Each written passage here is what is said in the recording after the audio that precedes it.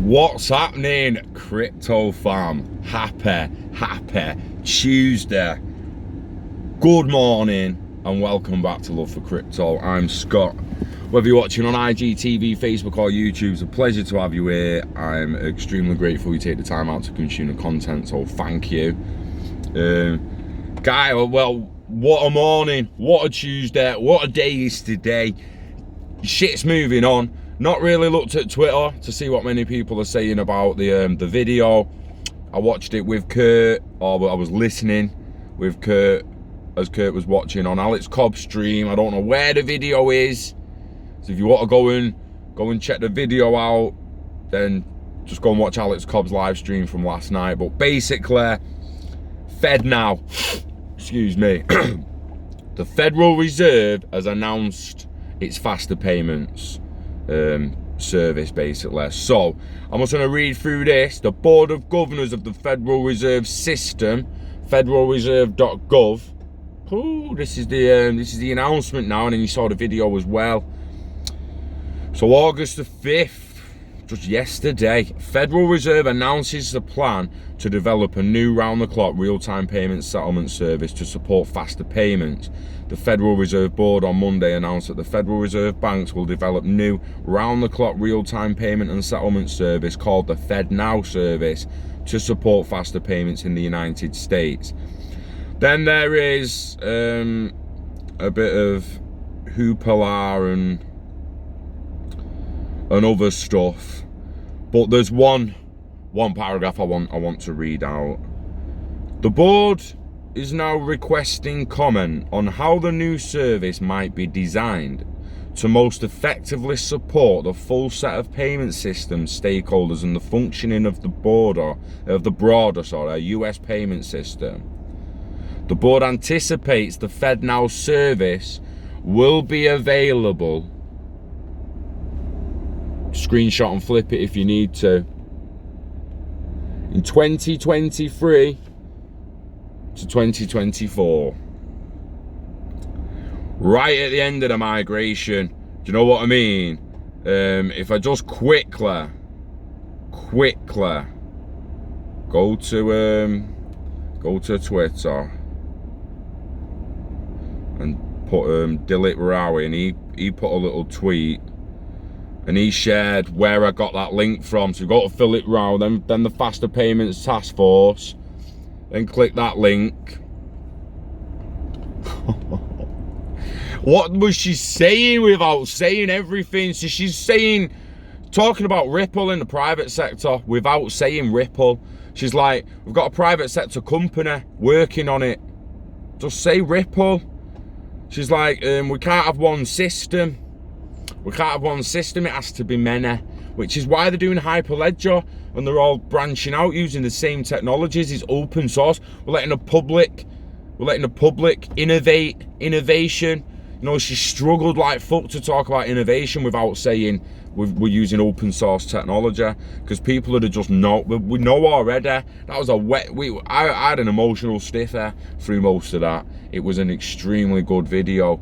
Now, I'm on it. The features for the FedNow service will include processing individual credit transfers valued at $25,000 or less in real time within seconds on a 24/7 365 basis, settling payments through debits and credits to balances in financial institutions, master accounts at the reserve banks with end-to-end day balance recorded for each day of the week, providing liquidity through intraday credit on a 24/7 365 basis under the same terms and conditions for the current Federal Reserve service. Adhering to the ISO 20022 standard, baby. Providing access through Fedline connections. Connections, interesting. Allowing participating financial institutions to designate a service provider or submit received payment instructions on their behalf and settle payments in the account of a corresponding bank. We have a special master account for the private sector company, she said. We have a special account We opened them a special account. A special account. You mean you started building an XRP liquidity pool? Yeah. And you tapped into ILP. You gave Ripple a special account, yeah, to drop escrow in there or whatever. An XRP account tapped into an ILP API on the back end. Guys, for one, it's the same shit Mark Carney's been saying in his Future of Money speech. So it's basically just highlighting that the Americans have finally come out and said they're going the same way as the Bank of England. This will not surprise me if we see some action between the Federal Reserve and Bank of England very, very soon. Or even Bank of America, Bank of England.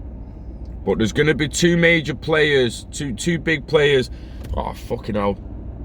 Kurt said someone says it, and someone does say it, but like, I think it might be Brad Garlenhouse, David Schwartz, Ryan's a goal, one of them, but there's like two central banks around the world are using XRP and XRP and are tapped into ILP.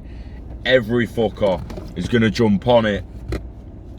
If you can't wait till 2023, 2024, just do us all a favour and just go away. Just go and put a lottery on or something. And just leave your XRP for a couple of years. Leave your Bitcoin for a couple of years. I don't give a fuck what the price is next year. If you sell next year and you're not an experienced trader, you get caught in a fucking bear trap or anything, mate, you are fucked. And I'll see you on the back end of it, because you will be fucked. People need to realise, like, step back and make peace with their exit plans. They really do. There was so much in that video, and then there was people like, oh, there's hardly anything in the video.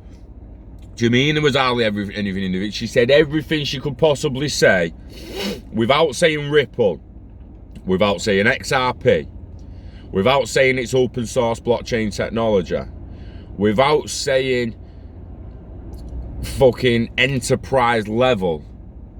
Do you know what I mean? There's so many things that she could have been saying. She didn't say ILP, Interledger Protocol, the Internet of Value. Loads of things it can be saying. I said to Kurt the other day, I said, I wonder when they're going to say it. And not even that one private sector company is obviously Ripple, because who else is doing it, man? Someone show me. Someone fucking show me. Someone show me from fucking 2013 up to now what private sector company has been conversing and writing letters and corresponding with the Federal Reserve, the Bank of England, the IMF, the World Bank, the Bank of Russia, fucking Australian government, or fucking Chinese banks and governments, the banks of Japan, SBI and all that shit. Fucking, there's no one. There's no other private sector company there. There just fucking isn't. And if you want to say, oh, well, it's not, we found out it's not really a company, it's an organisation. Okay, well, what is it? Is that the W3C Interledger or Hyperledger then, innit? Because who else is there? There's no one else. There's nothing else. Bitcoin's not doing this shit. I'm sorry, but it just fucking isn't. If you're a Bitcoin maxer, I'm fucking sorry, but it's time to wake the fuck up. A few fucking backhands round your face and wake the fuck up. Bitcoin's got value moving forward, it really has. It's a store of value for people, and anyone who sees it as digital diamonds is gonna create supply and demand. It's demand for the supply. It can't do the job XRP's doing. It can't be the intermediary fucking thing between all these networks. She was talking about intra-banking. Do you know what I mean? I'm gonna do a longer video on this. I'm gonna fucking do a video. It might even take me till weekend till I have time to do it, but I'm gonna do a longer video on this, because it's the first time I've seen the Federal Reserve come out saying shit like that. We've heard the Bank of England saying that for nearly 2 years now. Mark Carney, Future of Money, and everyone's acting like it's new information. It's not. It's not. They need to start talking about Interledger Protocol and the Internet of Value, because they're just fucking still talking in code. As good as it is what they're saying, it's still in code, and we want something more juicy. Either way, it was epic. Anyone doubting it's a knobhead and don't love crypto. But we love crypto, we love XRP, and we love you. Fuck yeah. Peace.